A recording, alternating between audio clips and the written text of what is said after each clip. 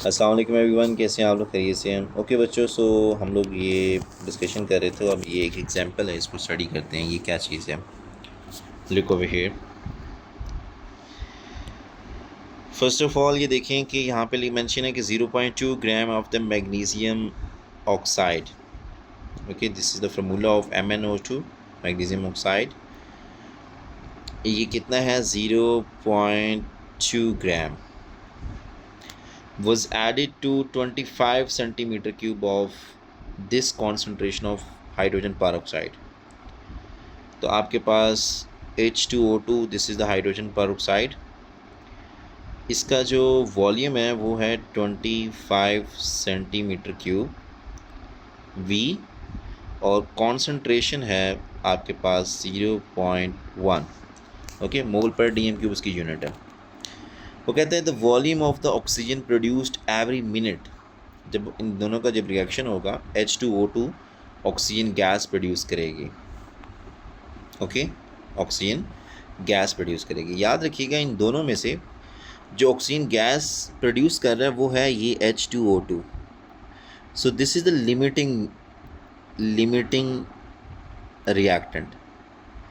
कि limiting reactant वो reactant होता है जिसके ऊपर अमाउंट ऑफ प्रोडक्ट डिपेंड करती है। तो यहाँ पे H2O2 है क्योंकि इसी में से ऑक्सीजन निकलेगा तो O2 बनेगा। ठीक है, ये वैसे बताने के लिए था।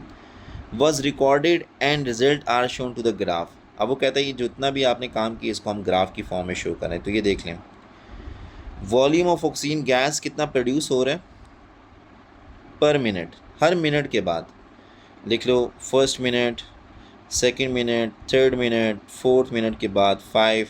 तो जितना जितना टाइम बढ़ता जा रहा है उतना ही वॉल्यूम जो होता है वो ऑक्सीजन का प्रोड्यूस होने लग पड़ा है। इसके बाद जाके यहाँ पे जाके आपका जो वॉल्यूम है वो ऑक्सीजन का प्रोड्यूस होना वो एक कांस्टेंट हो गया। मतलब इसके बाद बस ख़त्म, रिएक्शन कंप्लीट हो चुका है। ओके, क्वेश्चन ये है कि experiment was repeated using the same mass of magnesium oxide, that is 0.2 gram. Same mass लेना है and at the same temperature भी सेम है, बट यूजिंग अ 25 सेंटीमीटर की वॉल्यूम भी सेम है, लेकिन कॉन्सेंट्रेशन देखो 0.1 से 0.2 हो चुकी है। ठीक है, कॉन्सेंट्रेशन हो चुकी है डबल ऑफ हाइड्रोजन पर oxide solution. So sketch the curve of the result of the experiment on the same grid. इसी के ऊपर आपने स्केच करना है। देखो, हमेशा याद रखो, जब कॉन्सेंट्रेशन डबल हो गई है H2O2 की, सबसे पहले अगर कॉन्सेंट्रेशन डबल हो जाती है तो हमें पता है रेट ऑफ रिएक्शन इंक्रीज़ हो जाता है। जब रेट ऑफ रिएक्शन इंक्रीज़ हो जाता है तो हमें पता है कि हमने जब इसके ऊपर कर्व बनानी है तो उसकी जो कर्व की स्टीपनेस होगी वो इससे ज़्यादा होगी। तो ये देखें, कर्व मोर स्टीपर। अब दूसरा पॉइंट ये है कि कॉन्सेंट्रेशन अगर पहले हाइड्रोजन पर की 0.1 थी, मतलब जिससे ये कर्व बनी हुई है ये 0.1 के साथ है। अब हमें जो बनानी है वो 0.2 के साथ है। Concentration double, amount double.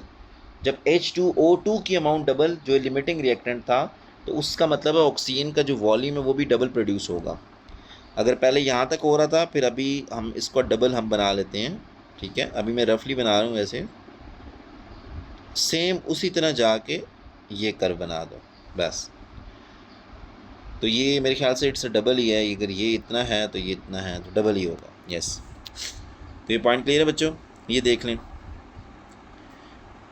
सबसे पहला पॉइंट कि स्टीपर ग्रेडियंट, कॉन्सेंट्रेशन ज़्यादा तो रेट ऑफ रिएक्शन इंक्रीज। लेकिन दूसरा जो H2O2 की जो लिमिटिंग रिएजेंट है उसकी कॉन्सेंट्रेशन डबल कर दी है, क्योंकि अमाउंट ऑफ प्रोडक्ट वही डिसाइड करता है। अगर 0.1 ने ऑक्सीजन गैस लेट से मैं कहता हूँ प्रोड्यूस की है इतने वॉल्यूम पे, ये वॉल्यूम लेट से मैं कहता हूँ इट्स 50 सेंटीमीटर क्यूब सपोज कर लेते हैं, तो 0.2 कॉन्सेंट्रेशन होगी तो ऑक्सीजन का वॉल्यूम कितना होगा? 100 सेंटीमीटर क्यूब होगा, उसका डबल, 50 + 50। डन बच्चों? तो ये पॉइंट याद रखिएगा। यहाँ तक अगर चीज़ें क्लियर हैं तो नेक्स्ट देखते हैं, calculating the rate of reaction at a particular time. किसी एक ख़ास टाइम के ऊपर आपने रेट ऑफ रिएक्शन फाइंड करना है। फॉर एग्जांपल, मैं आपसे क्वेश्चन करता हूँ कि यार एक रिएक्शन हो रहा था, वो प्रोडक्ट में कन्वर्ट हो रहा है। ओके, आपने एक मतलब हर टाइम के बाद एवरी 20 सेकंड के बाद आपने रेट ऑफ रिएक्शन फाइंड किया। मैं कहता हूँ यार मुझे बताओ 50 सेकंड पे जाके हमारे रेट ऑफ रिएक्शन की क्या सिचुएशन थी, 50 सेकंड पे जाके हमारे रिएक्शन की स्पीड कैसी थी, वो कितनी टाइम के साथ उसकी कॉन्सेंट्रेशन डिक्रीज़ हो रही थी या प्रोडक्ट की कॉन्सेंट्रेशन इंक्रीज़ हो रही थी, वो जिस टर्म से आप बात करोगे। तो वो देखते हैं वो कैसे किसी पर्टिकुलर पॉइंट के ऊपर रेट ऑफ रिएक्शन फाइंड करने का जो तरीका है उसके लिए क्या करना पड़ता है। आपने draw tangent to the curve, ठीक है, जो टाइम के लिए वो बोलेगा उसी टाइम के ऊपर आपने एक टेंजेंट ड्रा करना है। मैं भी आपको दिखाता हूँ कैसे, देखते चलते जाते हैं साथ साथ। Calculate the change in the y axis, calculate the change in x axis, और फिर calculate the gradient of the tangent, change in y, change in x। ये सारे वो वैसे प्रोसीजर हैं, हम एक एग्जांपल के साथ करेंगे तो आपको क्लियर होगा। Iodine reacting with methanoic acid, produce हो रहा है iodide H positive ion carbon dioxide. तो ये एक रेट ऑफ रिएक्शन है, इसमें measuring the volume of carbon dioxide per unit time and plotting a graph. So look over here, carbon dioxide कितना volume produce हो रहा है और टाइम के साथ है, ये सेकंड्स में है। 10 सेकंड में कितना, 20 में कितना, 30 में, 40 में कितना। क्वेश्चन क्या है जी, गौर से देखें। क्वेश्चन ये है कि आपके पास, सॉरी इसका क्वेश्चन लगता है मिस हो गया है, क्वेश्चन कहाँ गया, हाँ वो कहते हैं 20 सेकंड के ऊपर 20 सेकंड, ये देखो ये पॉइंट है, यहीं पे गौर से देखते हैं। वो कहते हैं 20 सेकंड के ऊपर इसका रेट ऑफ रिएक्शन फाइंड करें, मतलब बताएं कि 20 सेकंड के ऊपर कितना वॉल्यूम गैस का प्रोड्यूस हो रहा था, वो हमें बताना है, उसका रेट ऑफ रिएक्शन फाइंड करना है। अच्छा, अब 20 सेकंड को अगर गौर से अगर आप देखें तो आप यहाँ पे एक लाइन बनाएं 20 सेकंड के ऊपर, स्ट्रेट लाइन, तो कर्व का ये पॉइंट बनता है, ये पॉइंट बनता है। अब इसके ऊपर आपने एक टेंजेंट ड्रा करना है। टेंजेंट कैसे ड्रा करते हैं वो देखते हैं जी। ग्रीन कलर ठीक होगा, रेड ठीक होगा। टेंजेंट ड्रा करने के लिए लुक ओवर हियर, आपने एक स्ट्रेट लाइन ड्रा करनी है इस पॉइंट के ऊपर।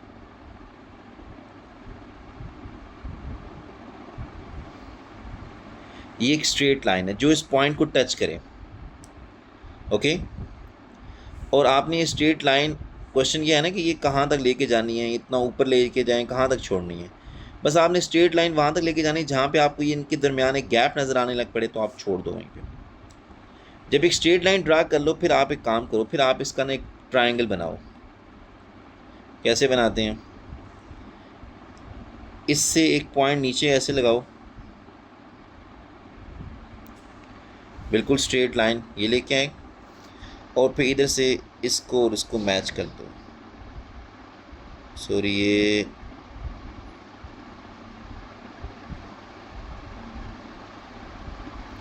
उधर से कर लेते हैं।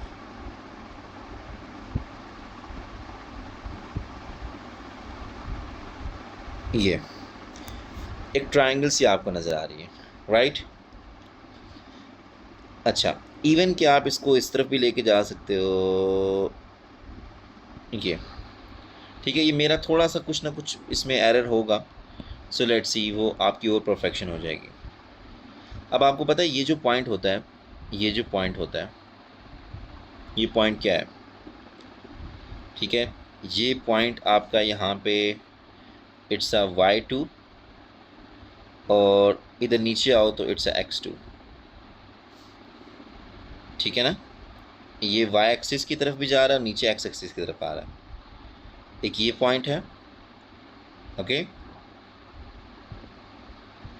यहाँ तक पॉइंट क्लियर है। और एक ये पॉइंट देखते हैं, ये पॉइंट क्या है, ये आपका है y1, ठीक है। यहाँ पे अब y1 भी है, या आप बल्कि इसको ना एक सिंपल सा एक और तरीके से मैं आपको बताता हूँ। इसको 2 में रेस करते हैं। आप एक काम करें, आप इसको देखें, ये y एक्सिस पे आप इसको y2 कहो, इजी के लिए बता रहा हूँ आपका, ये y1 है क्योंकि ये y एक्सिस के ऊपर है। ये पहला पॉइंट है, 0 से ऊपर है, ओरिजिन से y1 y2। इस तरफ आओ, अगर इस तरफ राइट साइड पे आएंगे तो हमारा ये x1 भी होगा यहाँ पे, और यहाँ पे ये x2 है।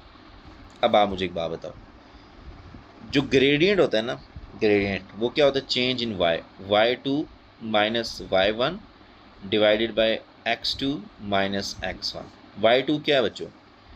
y2 यहाँ पे हार्डली हम कह सकते हैं कि इट्स अ 24 लेट से, माइनस y1 कितना है?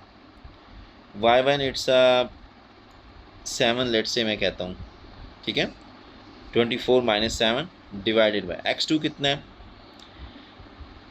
x2 आपके पास है, ये देखें, ये x2 टाइम, ठीक है। x2 टाइम यहाँ पे कितना, यहाँ पे बनता है ये 42 समथिंग कुछ बनता है, माइनस x1 कितना है? x1 हमेशा आपका ज़ीरो ही होगा। तो इस सब को सॉल्व करें तो आपके पास एक आंसर आएगा जो आपका ग्रेडियंट होगा। मैं आपको ना एक ग्राफ की तरफ लेके चलता हूँ ताकि वो जिस तरह उसने किया है उस तरफ चलते हैं। ये देखें, ये देखें, ये आपका यहाँ पे उसने ये y2 है, यहाँ पे उसका y1 था, यहाँ पे उसका x1 भी था और यहाँ पे उसका x2 भी था। तो y2 minus y1 divided by x2 minus x1। y2 कितना है? 27 माइनस 3, x2 कितना है? 40 माइनस 0। सो आपके पास आंसर कितना आएगा जी? ये 24 divided by 40 it's 0.60 centimetre cube पर सेकेंड। मतलब जब आपका 20 सेकेंड के ऊपर हमने ये रेट ऑफ रिएक्शन फाइंड किया, पर्टिकुलर रेट ऑफ रिएक्शन, मतलब उस टाइम हर सेकंड के अंदर 0.60 सेंटीमीटर क्यूब आपकी कार्बन डाइऑक्साइड गैस प्रोड्यूस हो रही थी, ठीक है।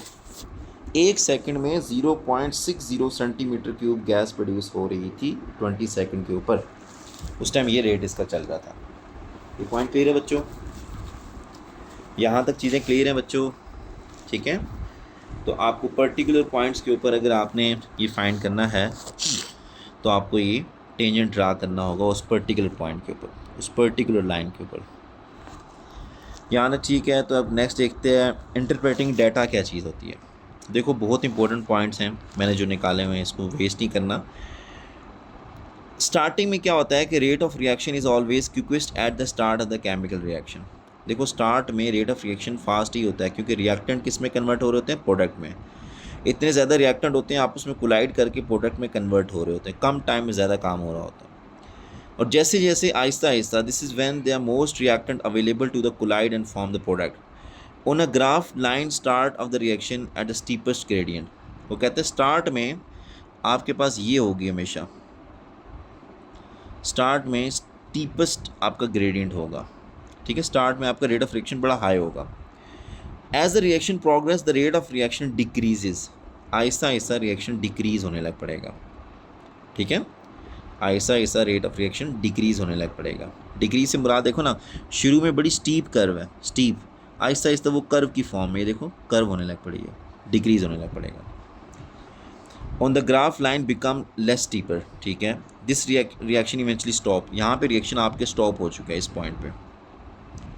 This is because at least one reactant has been used up, उसमें से एक रिएक्टेंट ख़त्म हो चुका होगा obviously. So the rate reaction is now zero on the graph, this when the line become horizontal. ये सारी बातें बता चुका हूँ। अमाउंट ऑफ प्रोडक्ट हमेशा जो बनता है रिएक्शन में वो कौन डिसाइड करता है? Limiting reactant. लिमिटिंग रिएक्टेंट वो रिएक्टेंट होता है जो अमाउंट ऑफ प्रोडक्ट डिसाइड करता है। If the amount of limiting reactant increase कर दो तो अमाउंट ऑफ प्रोडक्ट भी इंक्रीज हो जाएगी। जैसे हमने वो H2O2 की कॉन्सेंट्रेशन डबल की थी तो वॉल्यूम में डबल होगा था। If the amount of reactant excess increase, अगर आपने एक्सेस रिएक्टेंट का, लिमिटिंग रिएक्टेंट की बात नहीं चल रही, एक्सेस रिएक्टेंट जो है आपने उसको, उसकी कॉन्सेंट्रेशन इंक्रीज़ करते जा रहे हो तो उससे प्रोडक्ट के ऊपर कोई इफेक्ट नहीं आने वाला बच्चों, ये याद रखिएगा।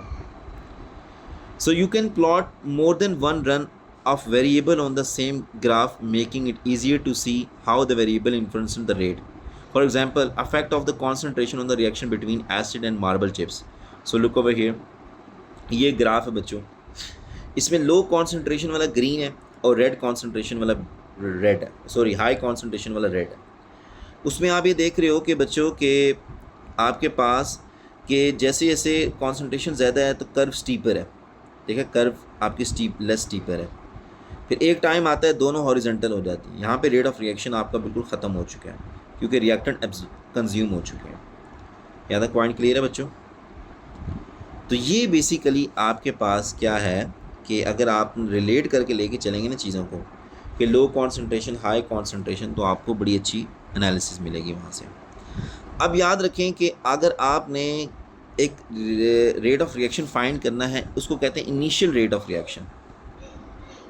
इनिशियल रेट ऑफ रिएक्शन कैसे फाइंड करते हैं? इनिशियल रेट ऑफ रिएक्शन वो कैसे find, initial rate of reaction, और वो पर्टिकुलर था, याद है? पर्टिकुलर में आपका जो टाइम डिसाइड किया गया होगा वो उसी के ऊपर आपने कर्व के ऊपर जाकर स्ट्रेट लाइन ड्रा करनी है।